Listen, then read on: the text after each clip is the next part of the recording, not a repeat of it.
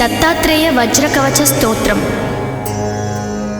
ऋषय ऊचुः कथं संकल्पसिद्धिः स्याद्वेदव्यासकलौ युगे धर्मार्थकाममोक्षाणां साधनं किमुदाहृतम्। व्यास उवाच शृण्वन्तु ऋषयः सर्वे शीघ्रं संकल्पसाधनं सकृदुच्चारमात्रेण भोगमोक्षप्रदायकम्। गौरीशृङ्गे हिमवतः कल्पवृक्षोपशोभितं दीप्ते दिव्यमहारत्न हेममण्डपमध्यगम् रत्नसिंहासनासीनं प्रसन्नं परमेश्वरं मन्दस्मितमुखाम्भोजं शङ्करं प्राह पार्वती। श्रीदेवी उवाच देवदेव महादेव लोकशङ्कर शङ्कर मन्त्रजालानि सर्वाणि यन्त्रजालानि कृत्स्नशाः तन्त्रजालान्यनेकानि मया त्वत्तः श्रुतानि वै इदानीं द्रष्टुमिच्छामि विशेषेण महीतलम्। इत्युदीरितमाकर्ण्य पार्वत्या परमेश्वरः करेणामृज्य सन्तोषात् पार्वतीं प्रत्यभाषत। मयेदानीं त्वया सार्धं वृषमारुह्य गम्यते इत्युक्त्वा वृषमारुह्य पार्वत्या सह शङ्करः ययौ भूमण्डलं द्रष्टुं गौर्याश्चित्राणि दर्शयन् क्वचित् विन्ध्याचलप्रान्ते महारण्ये सुदुर्गमे तत्र व्याहर्तुमायान्तं भिल्लं परशुधारिणं वध्यमानं महाव्याघ्रं नखदंष्ट्राभिरावृतम् अतीव चित्रचारित्र्यं वज्रकायसमायुतम् अप्रयत्नमनायासमखिन्नं सुखमास्थितम् पलायन्तं मृगं पश्चाद्व्याघ्रो भीत्या पलायतः एतदाश्चर्यमालोक्य पार्वती प्राह शङ्करम्। श्रीपार्वत्युवाच किमाश्चर्यं किमाश्चर्यमग्रे शम्भो निरीक्ष्यताम् इत्युक्तः स ततः शम्भुर्दृष्ट्वा प्राह पुराणवित्। श्रीशङ्कर उवाच गौरी वक्ष्यामि ते चित्रमवाज्ञानसगोचरम् अदृष्टपूर्वमस्माभिर्नास्ति किञ्चिन्न कुत्रचित् मया सम्यक् समासेन वक्ष्यते शृणु पार्वती। अयं दूरश्रवा नाम बिल्लः परमधार्मिकाः समित्कुशः प्रसूनानि कन्धमूलफलादिकं प्रत्यहं विपिनं गत्वा समादाय प्रयासतः प्रिये पूर्वं मुनीन्द्रेभ्यः प्रयच्छति न वाञ्छति तेऽपि तस्मिन्नपि दयां कुर्वते सर्वमौनिनाः। दलादनो महायोगी वसन्नेव निजाश्रमे कदाचिदस्मरत्सिद्धं दत्तात्रेयं दिगम्बरम्।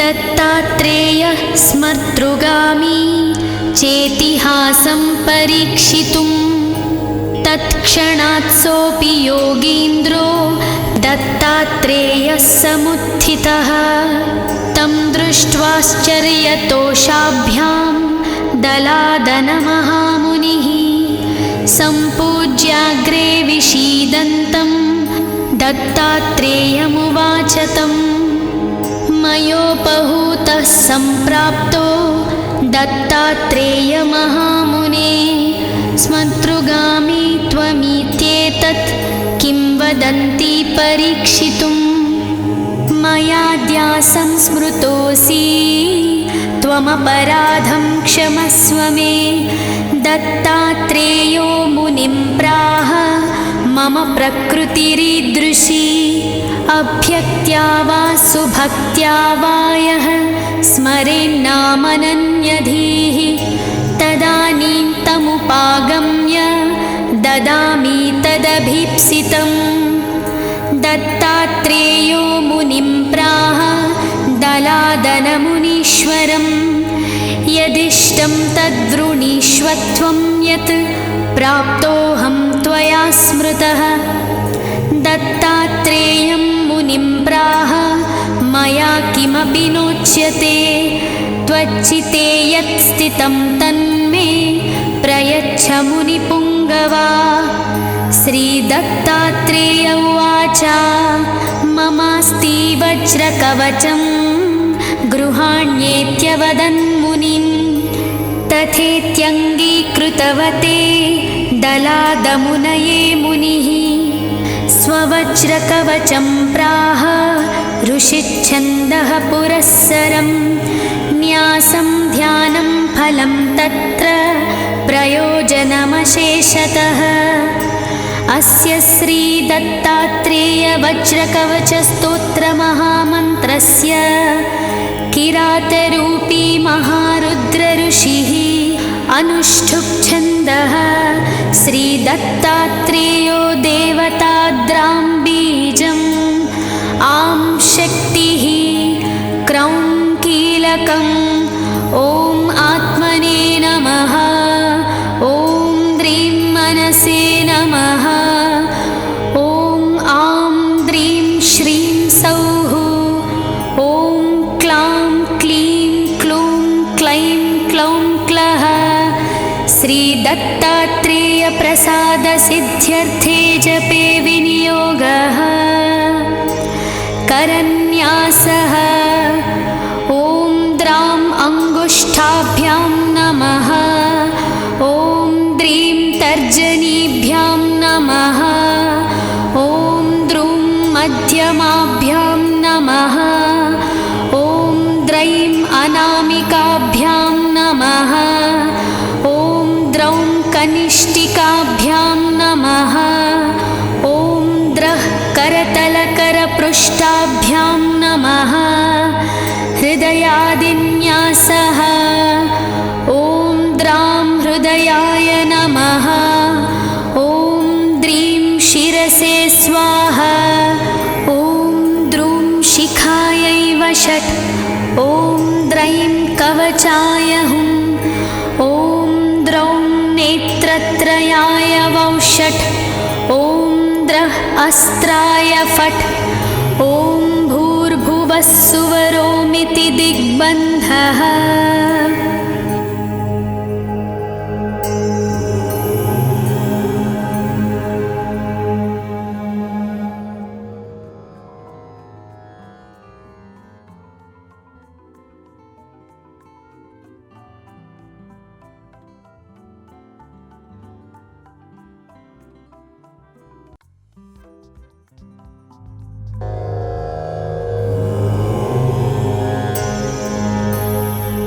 श्री दत्तात्रेय वज्रकवच स्तोत्रम्।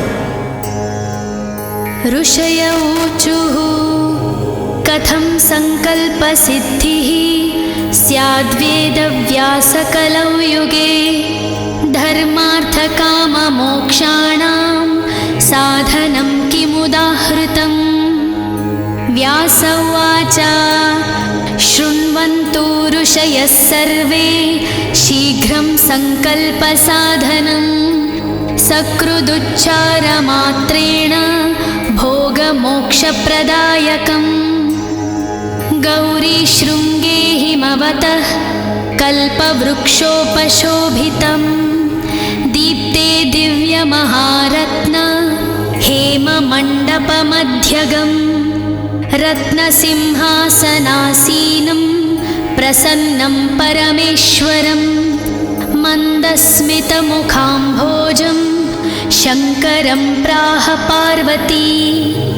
श्रीदेवी उवाच देवदेव महादेव लोकशङ्कर शङ्कर मन्त्रजालानि सर्वाणि यन्त्रजालानि कृत्स्नशाः तन्त्रजालान्यनेकानि मया त्वत्तः श्रुतानि वै इदानीं द्रष्टुमिच्छामि विशेषेण महीतलम् इत्युदीरितमाकर्ण्य पार्वत्या परमेश्वरः करेणामृज्य सन्तोषात् पार्वतीं प्रत्यभाषत मयेदानीं त्वया सार्धं वृषमारुह्य गम्यते इत्युक्त्वा वृषमारुह्य पार्वत्या सह शङ्करः ययौ भूमण्डलं द्रष्टुं गौर्याश्चित्राणि दर्शयन् क्वचित् विन्ध्याचलप्रान्ते महारण्ये सुदुर्गमे तत्र व्याहर्तुमायान्तं भिल्लं परशुधारिणं वध्यमानं महाव्याघ्रं नखदंष्ट्राभिरावृतम् अतीव चित्रचारित्र्यं वज्रकायसमायुतम् अप्रयत्नमनायासमखिन्नं सुखमास्थितम् पलायन्तं मृगं पश्चाद्व्याघ्रो भीत्या पलायतः एतदाश्चर्यमालोक्य पार्वती प्राह शङ्करम् श्रीपार्वत्युवाच किमाश्चर्यं किमाश्चर्यमग्रे शम्भो निरीक्ष्यताम् इत्युक्तः सततः शम्भुर्दृष्ट्वा प्राह पुराणवित् श्रीशङ्कर उवाच गौरी वक्ष्यामि ते चित्रमवाज्ञानसगोचरम् अदृष्टपूर्वमस्माभिर्नास्ति किञ्चिन्न कुत्रचित् मया सम्यक् समासेन वक्ष्यते शृणु पार्वती अयं दूरश्रवा नाम बिल्लः परमधार्मिकाः समित्कुशप्रसूनानि कन्धमूलफलादिकम् प्रत्यहं विपिनं गत्वा समादाय प्रयासतः प्रिये पूर्वं मुनीन्द्रेभ्यः प्रयच्छति न वाञ्छति तेऽपि तस्मिन्नपि दयां कुर्वते सर्वमौनिनाः दलादनो महायोगी वसन्नेव निजाश्रमे कदाचिदस्मरत् सिद्धं दत्तात्रेयं दिगम्बरं दत्तात्रेयः स्मर्तृगामी चेतिहासं परीक्षितुं तत्क्षणात् सोऽपि योगीन्द्रो दत्तात्रेयः समुत्थितः तं दृष्ट्वाश्चर्यतोषाभ्यां दलादनमहामुनिः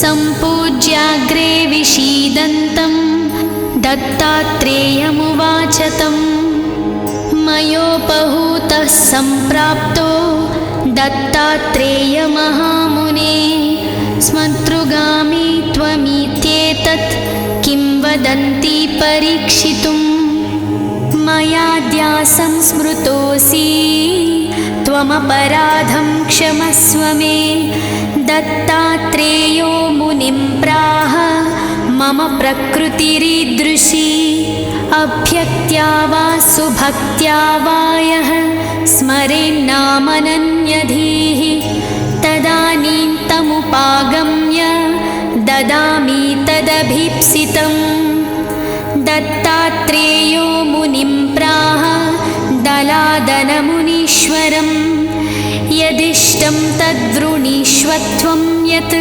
प्राप्तोऽहं त्वया स्मृतः दत्तात्रेयो दत्तात्रेयं मुनिं प्राह मया किमपि नोच्यते त्वच्चिते यत् स्थितं तन्मे प्रयच्छ मुनिपुङ्गवा।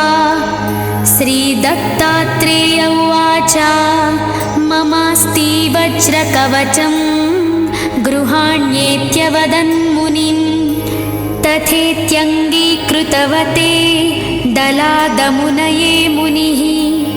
स्ववज्रकवचं प्राह ऋषिच्छन्दः पुरःसरं न्यासं ध्यानं फलं तत्र प्रयोजनमशेषतः। अस्य श्रीदत्तात्रेयवज्रकवचस्तोत्रमहामन्त्रस्य किरातरूपी महारुद्रऋषिः अनुष्ठुप्-छन्दः श्रीदत्तात्रेयो देवताद्रां बीजम् आं शक्तिः क्रौं कीलकम् ॐ आत्मने नमः ॐ द्रीं मनसे नमः ॐ आं द्रीं श्रीं सौः ॐ क्लां क्लीं क्लूं क्लैं क्लौं क्लः। श्रीदत्तात्रेयप्रसादसिद्ध्यर्थे जपे विनियोगः। करन्यासः ॐ द्रां अङ्गुष्ठाभ्यां नमः ॐ द्रीं तर्जनीभ्यां नमः ॐ द्रूं मध्यमाभ्यां नमः ॐ द्रैं अनामिकाभ्यां नमः ॐ द्रौं कनिष्ठिकाभ्यां नमः ॐ द्रः करतलकरपृष्ठाभ्यां नमः। हृदयादिन्यासः ॐ द्रां हृदयाय नमः ॐ द्रीं शिरसे स्वाहा ॐ द्रूं शिखायै वषट् ॐ द्रैं कवचाय हुं ॐ द्रौं नेत्रत्रयाय वौषट् ॐ द्रः अस्त्राय फट् ॐ भूर्भुवः सुवरोमिति दिग्बन्धः।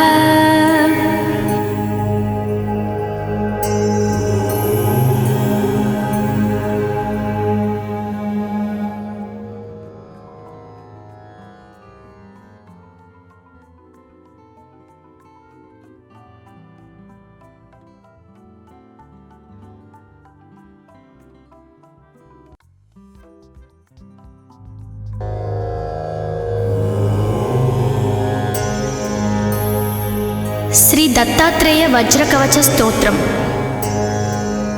ऋषय ऊचुः कथं संकल्पसिद्धिः स्याद्वेदव्यासकलौ युगे धर्मार्थकाममोक्षाणां साधनं किमुदाहृतम्।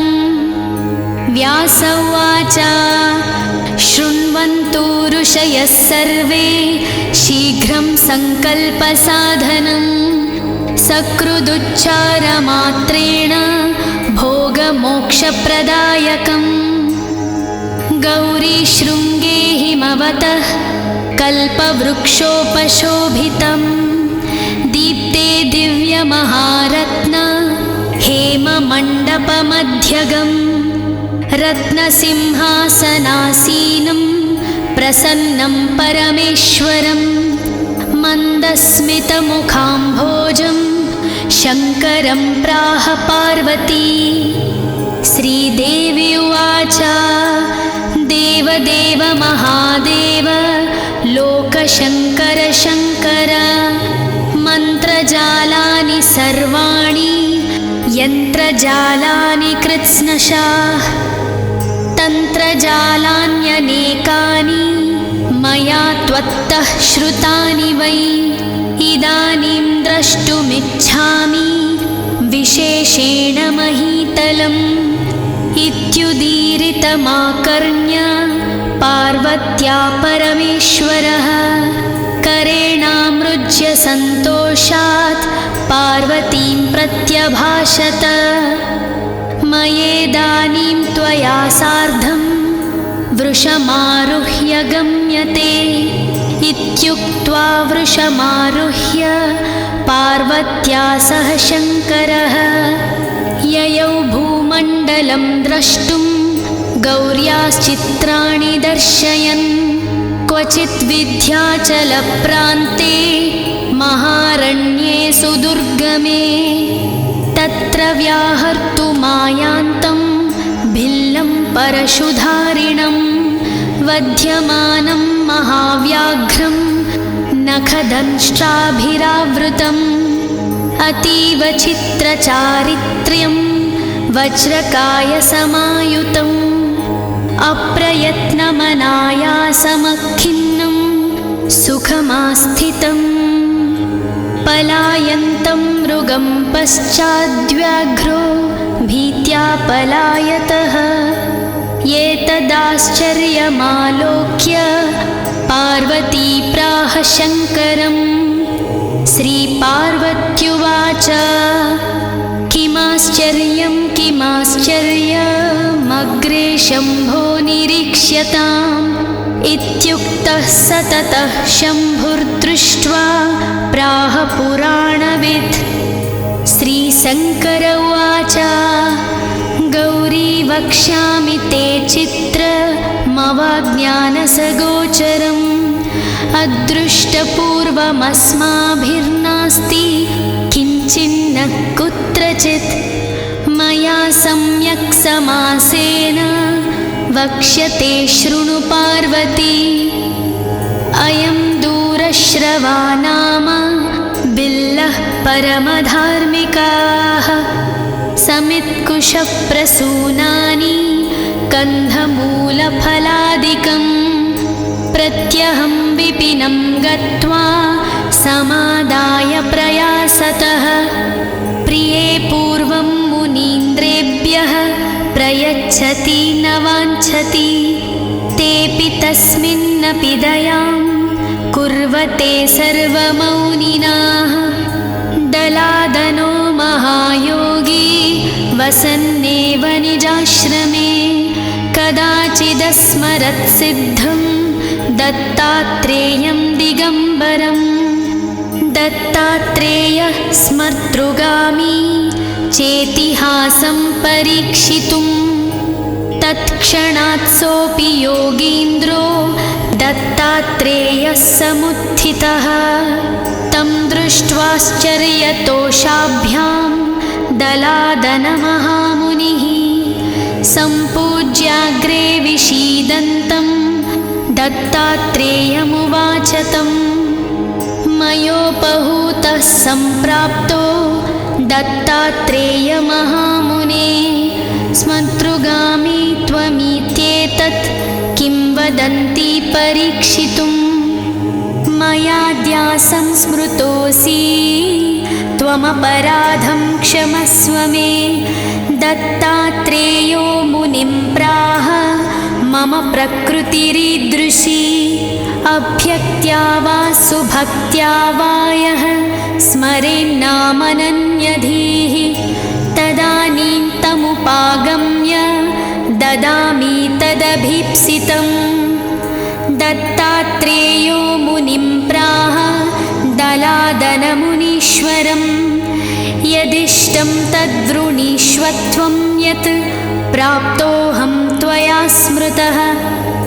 दत्तात्रेयं मुनिं प्राह मया किमपि नोच्यते त्वच्चिते यत् स्थितं तन्मे प्रयच्छ मुनिपुङ्गवा।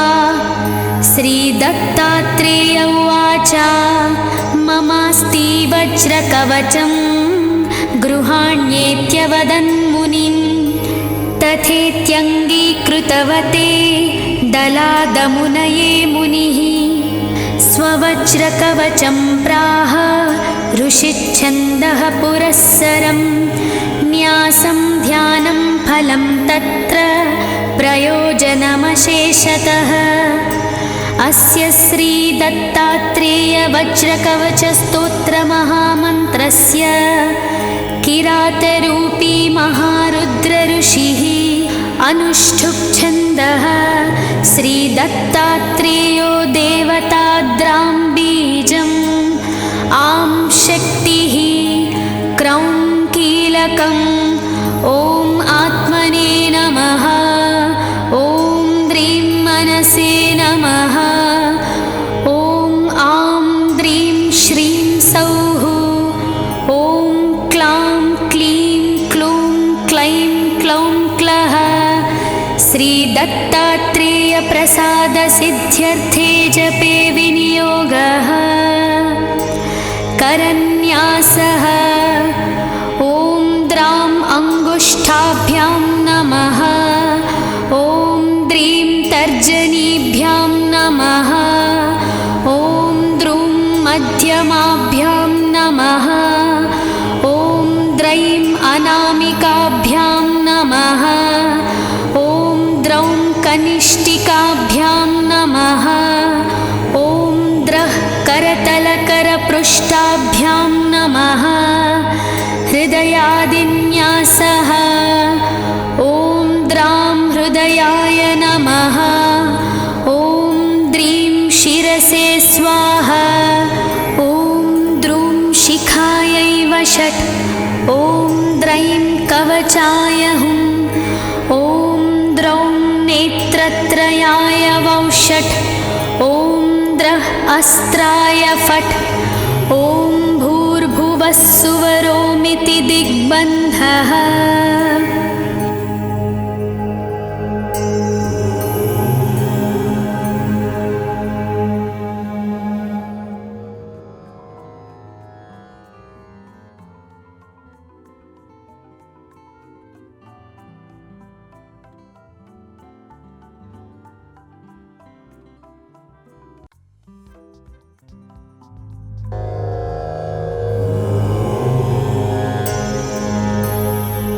श्री दत्तात्रेय वज्रकवच स्तोत्रम्।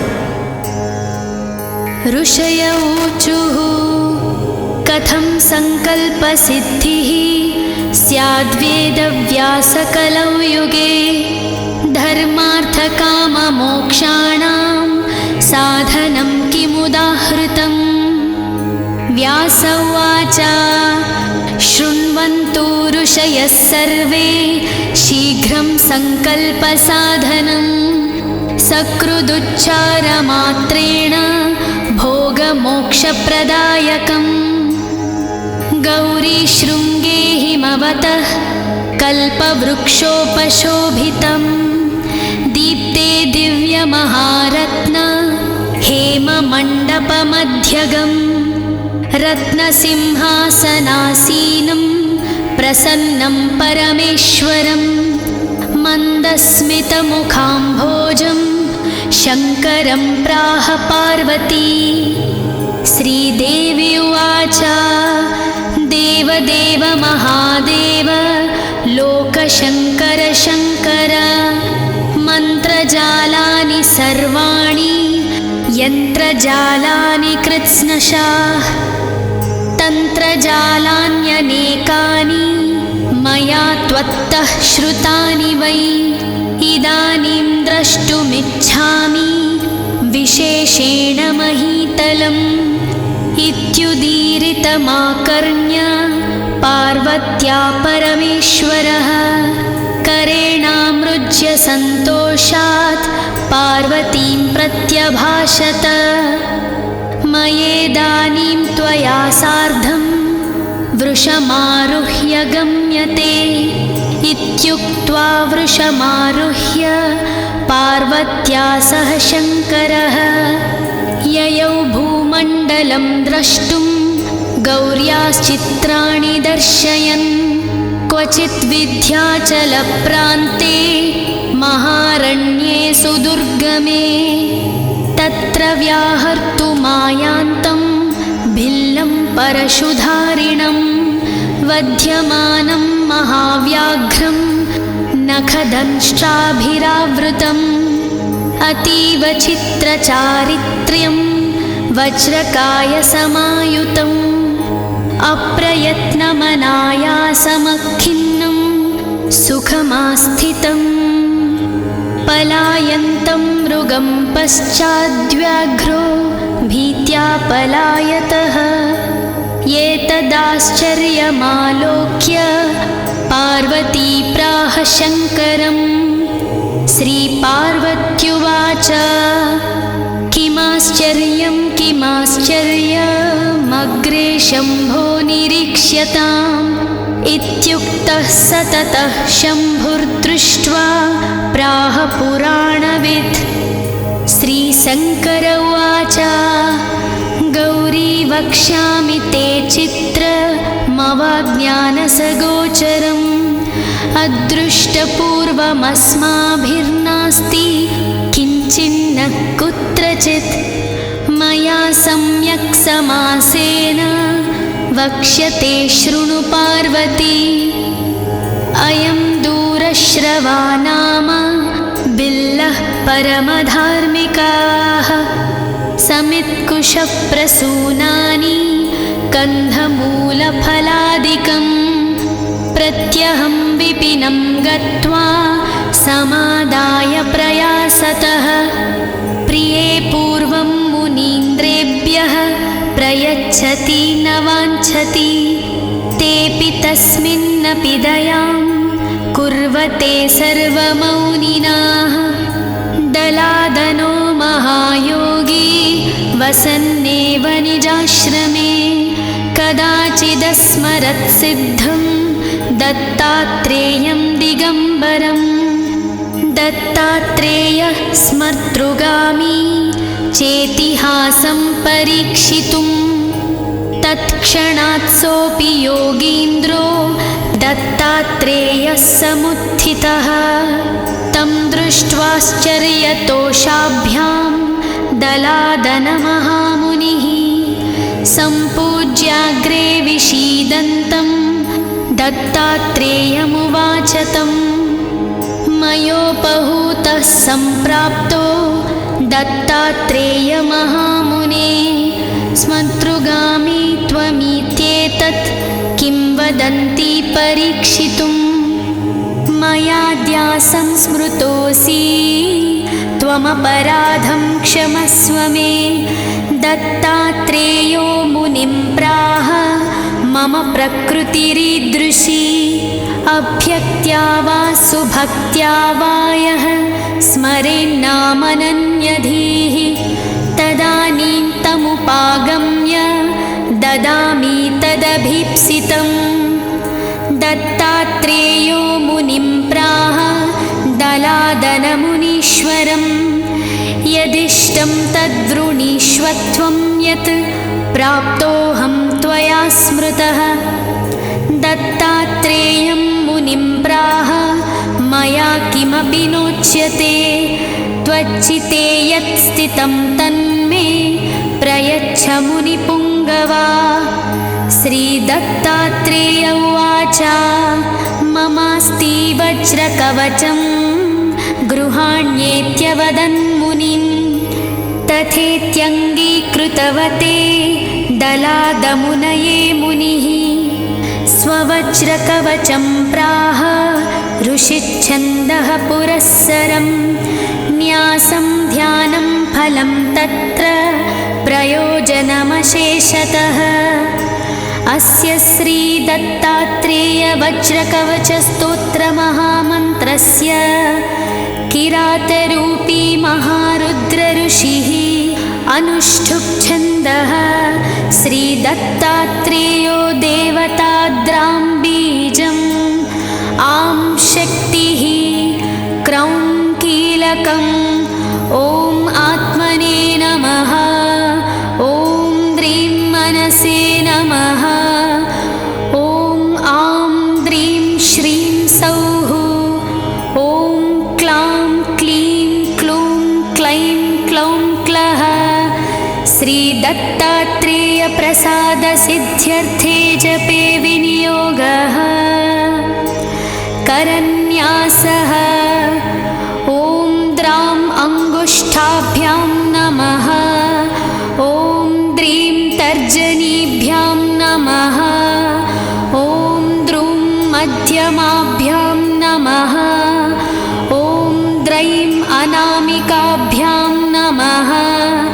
ॐ द्रौं कनिष्ठिकाभ्यां नमः। ॐ द्रः करतलकरपृष्ठाभ्यां नमः। हृदयादिन्यासः। ॐ द्रां हृदयाय नमः। ॐ द्रीं शिरसे स्वाहा। ॐ द्रूं शिखायै वषट्। ॐ द्रैं कवचाय हुं। ॐ द्रौं नेत्रत्रयाय वौषट्। ॐ द्रः अस्त्राय फट्। ॐ भूर्भुवः सुवरोमिति दिग्बन्धः।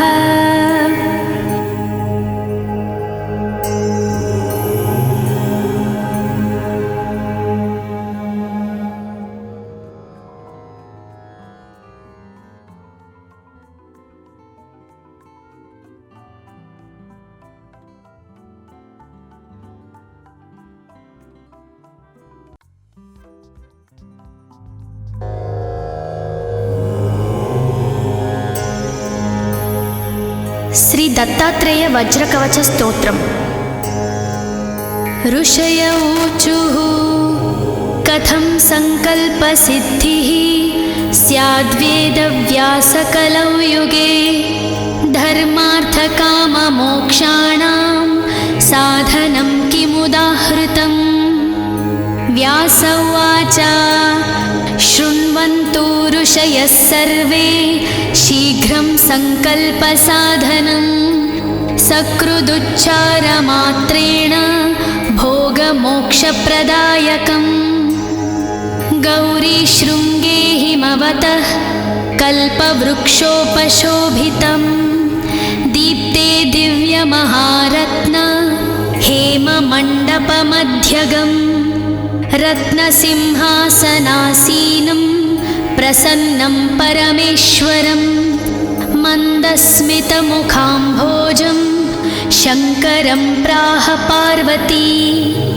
श्रीदेवी उवाच देवदेव महादेव लोकशङ्कर शङ्कर मन्त्रजालानि सर्वाणि यन्त्रजालानि कृत्स्नशाः तन्त्रजालान्यनेकानि मया त्वत्तः श्रुतानि वै इदानीं द्रष्टुमिच्छामि विशेषेण महीतलम्। इत्युदीरितमाकर्ण्य पार्वत्या परमेश्वरः करेणामृज्य सन्तोषात् पार्वतीं प्रत्यभाषत।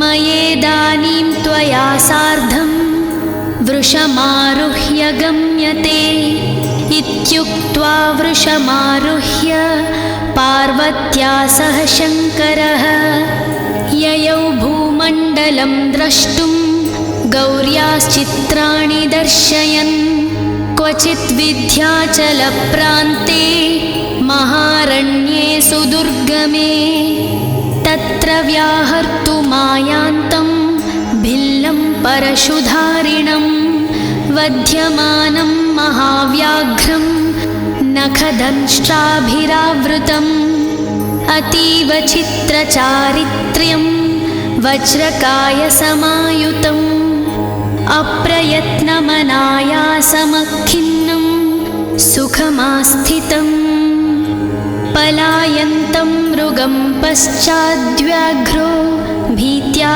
पलायतः एतदाश्चर्यमालोक्य पार्वती प्राह शङ्करम्। श्रीपार्वत्युवाच किमाश्चर्यं किमाश्चर्यमग्रे शम्भो निरीक्ष्यताम् इत्युक्तः सततः शम्भुर्दृष्ट्वा प्राह पुराणवित्। श्रीशङ्कर उवाच गौरी वक्ष्यामि ते चित्रमवाज्ञानसगोचरम् अदृष्टपूर्वमस्माभिर्नास्ति किञ्चिन्न कुत्रचित् मया सम्यक् समासेन वक्ष्यते शृणु पार्वती। अयं दूरश्रवा नाम बिल्लः परमधार्मिकाः समित्कुशप्रसूनानि कन्धमूलफलादिकं प्रत्यहं विपिनं गत्वा समादाय प्रयासतः प्रिये पूर्वं मुनीन्द्रेभ्यः प्रयच्छति न वाञ्छति तेऽपि तस्मिन्नपि दयां कुर्वते सर्वमौनिनाः। दलादनो महायोगी वसन्नेव निजाश्रमे कदाचिदस्मरत्सिद्धं दत्तात्रेयं दिगम्बरम्। दत्तात्रेयः स्मर्तृगामी चेतिहासं परीक्षितुं तत्क्षणात् सोऽपि योगीन्द्रो दत्तात्रेयः समुत्थितः। तं दृष्ट्वाश्चर्यतोषाभ्यां दलादनमहामुनिः सम्पूज्याग्रे विषीदन्तं दत्तात्रेयमुवाच तम्। मयोपहूतः सम्प्राप्तो दत्तात्रेयमहामुने स्मर्तृगामी त्वमित्येतत् किं वदन्ति परीक्षितुम्। मयाद्यासं स्मृतोऽसि त्वमपराधं क्षमस्व मे। दत्तात्रेयो मुनिं प्राह मम प्रकृतिरीदृशी अभ्यक्त्या वा सुभक्त्या वा यः स्मरेन्नामनन्यधीः तदानीं तमुपागम्य ददामि तदभीप्सितम्। दत्तात्रेयो मुनिं प्राह दलादनमुनीश्वरम् यदिष्टं तद्वृणीष्वत्वं यत् प्राप्तोऽहं त्वया स्मृतः। दत्तात्रेयं मुनिं प्राह मया किमपि नोच्यते त्वच्चिते यत् स्थितं तन्मे प्रयच्छ मुनिपुङ्गवा। श्रीदत्तात्रेय उवाच ममास्ति वज्रकवचं गृहाण्येत्यवदन्मुनिं तथेत्यङ्गीकृतवते दलादमुनये मुनिः। स्ववज्रकवचं प्राह ऋषिच्छन्दः पुरःसरं न्यासं ध्यानं फलं तत्र प्रयोजनमशेषतः।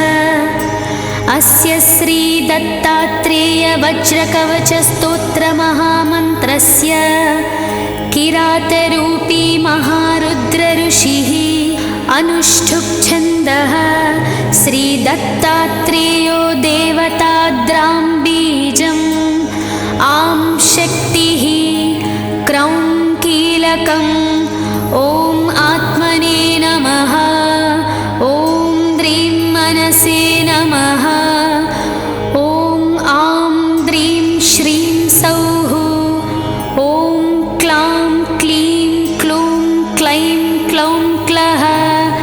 श्रीदत्तात्रेयप्रसादसिद्ध्यर्थे जपे विनियोगः करन्यासः ॐ द्रां अङ्गुष्ठाभ्यां नमः ॐ द्रीं तर्जनीभ्यां नमः ॐ द्रूं मध्यमाभ्यां नमः ॐ द्रैं अनामिकाभ्यां नमः ॐ द्रौं कनिष्ठिकाभ्यां नमः ॐ द्रः करतलकरपृष्ठाभ्यां नमः हृदयादिन्यासः ॐ द्रां हृदयाय नमः ॐ द्रीं शिरसे स्वाहा ॐ द्रूं शिखायै वषट् ॐ द्रैं कवचाय हुम् ॐ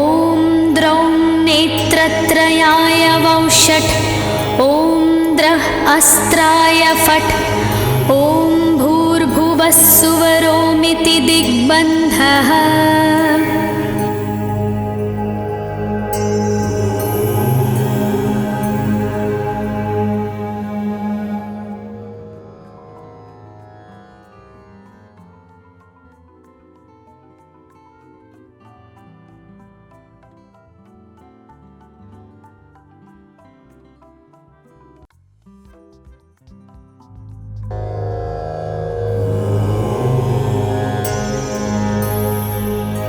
दत्तात्रेय वज्रकवच स्तोत्रम्।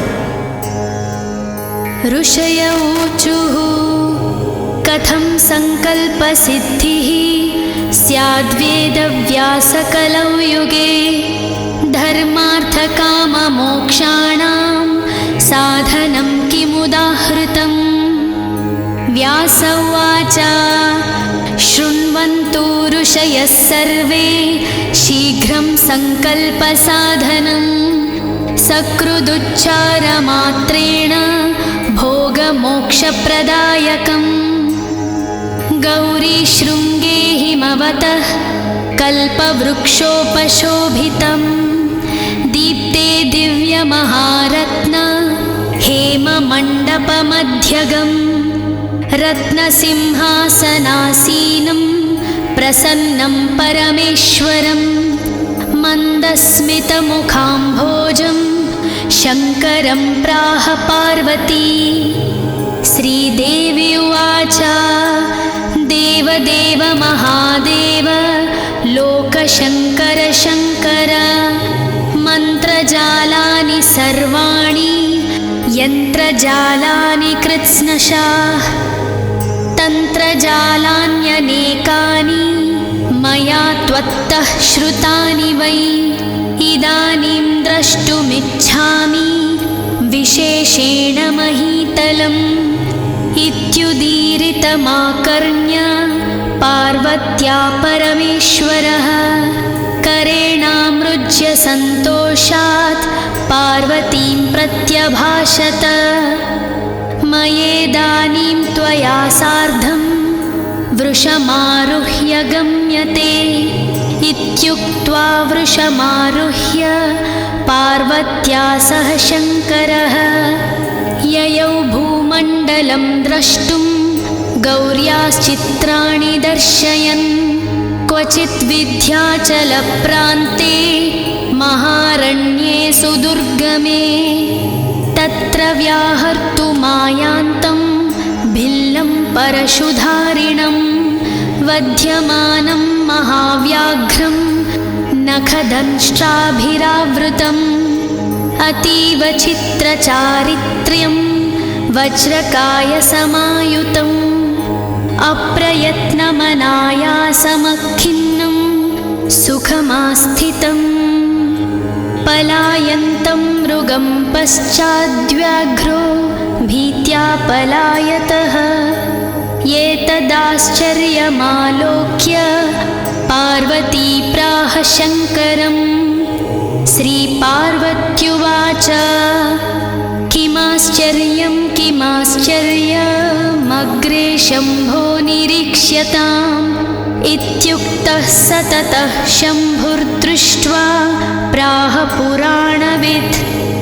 श्रीशङ्कर उवाच गौरी वक्ष्यामि ते चित्रमवाज्ञानसगोचरम् अदृष्टपूर्वमस्माभिर्नास्ति किञ्चिन्न कुत्रचित् मया सम्यक् समासेन वक्ष्यते शृणु पार्वती।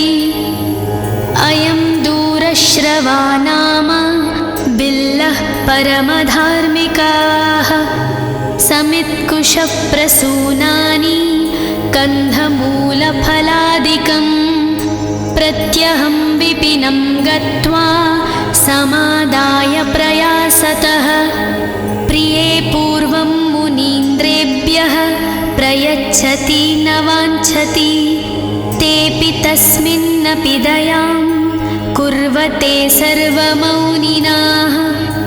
दलादनो महायोगी वसन्नेव निजाश्रमे कदाचिदस्मरत्सिद्धं दत्तात्रेयं दिगम्बरम् दत्तात्रेयः स्मर्तृगामी चेतिहासं परीक्षितुं तत्क्षणात् सोऽपि योगीन्द्रो दत्तात्रेयः समुत्थितः तं दृष्ट्वाश्चर्यतोषाभ्यां दलादनमहामुनिः सम्पूज्याग्रे विषीदन्तं दत्तात्रेयमुवाच तं मयोपहूतः सम्प्राप्तो दत्तात्रेयमहामुने स्मतृगामी त्वमित्येतत् किं वदन्ति परीक्षितुं मयाद्यासं स्मृतोऽसि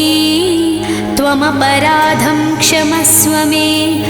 दत्तात्रेयो मुनिं प्राह मम प्रकृतिरीदृशी अभ्यक्त्या वा सुभक्त्या वा यः स्मरेन्नामनन्यधीः तदानीं तमुपागम्य ददामि तदभीप्सितम्। दत्तात्रेयो मुनिं प्राह दलादनमुनीश्वरं यदिष्टं तद्वृणीष्वत्वं यत् प्राप्तोऽहं त्वया स्मृतः। दत्तात्रेयं मुनिं प्राह मया किमपि नोच्यते त्वच्चिते यत् स्थितं तन्मे प्रयच्छ मुनिपुङ्गवा। श्रीदत्तात्रेय उवाच ममास्ति वज्रकवचं गृहाण्येत्यवदन्मुनिं तथेत्यङ्गीकृतवते दलादमुनये मुनिः। स्ववज्रकवचं प्राह ऋषिच्छन्दः पुरःसरं न्यासं ध्यानं फलं तत्र प्रयोजनमशेषतः। अस्य श्रीदत्तात्रेयवज्रकवचस्तोत्रमहामन्त्रस्य किरातरूपी महारुद्रऋषिः अनुष्ठुप् श्रीदत्तात्रेयो देवताद्रां बीजम् आं शक्तिः क्रौं कीलकम् ॐ आत्मने नमः। ॐ द्रीं मनसे नमः। ॐ आं द्रीं श्रीं सौः। ॐ क्लां क्लीं क्लूं क्लैं क्लौं क्लः। श्रीदत्तात्रेयप्रसादसिद्ध्यर्थे जपे विनियोगः। करन्यासः ॐ द्रां अङ्गुष्ठाभ्यां नमः। ॐ द्रीं तर्जनीभ्यां नमः। ॐ द्रुं मध्यमाभ्यां नमः। ॐ द्रैं अनामिकाभ्यां नमः। ॐ द्रौं कनिष्ठिकाभ्यां नमः। ॐ द्रः करतलकरपृष्ठाभ्यां नमः। हृदयादिन्यासः ॐ द्रां हृदयाय नमः। ॐ द्रीं शिरसे स्वाहा। ॐ द्रुं शिखायै वषट्। ॐ द्रैं कवचाय हुम्। ॐ द्रौं नेत्रत्रयाय वौषट्। ॐ द्रः अस्त्राय फट्। ॐ भूर्भुवः सुवरोमिति दिग्बन्धः।